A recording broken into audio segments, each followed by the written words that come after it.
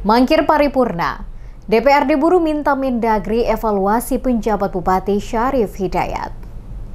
Penjabat Bupati Buru Syarif Hidayat tercatat 8 kali tidak menghadiri rapat paripurna DPRD Kabupaten Buru. Ketidakhadiran ini dinilai tidak menghargai terhadap lembaga legislatif. Ketua Panitia Khusus atau Pansus, Laporan Keterangan Pertanggungjawaban LKPJ M. Rum Soplestuni mengatakan, ketidakhadiran penjabat Bupati Buru Syarif Hidayat dalam rapat paripurna rekomendasi LKPJ tahun anggaran 2024 telah menimbulkan kekecewaan di kalangan pimpinan dan anggota Dewan, yang meminta Menteri Dalam Negeri melalui Gubernur Maluku untuk segera mengevaluasi kinerja penjabat bupati selama menjabat, khususnya dalam aspek pengelolaan pemerintahan Kabupaten Buru. Rekomendasi yang paling terpenting dan paling substansi pada hari ini, rekomendasi khusus yang Pansus LKPJ sampaikan pada hari ini salah satunya, ya, kita meminta Mendagri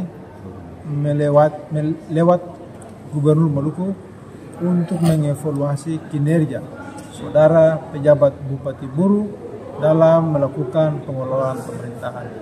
Karena sampai dengan saat ini dari hasil temuan, hasil kondisi lapangan yang ada di Kabupaten Buru, kita melihat ada beberapa banyak terkait dengan masalah komunikasi kepemimpinan yang memang kurang baik, perhatian dan kepedulian terhadap daerah ini dirasa juga kurang begitu peduli dan perhatian terhadap daerah ini.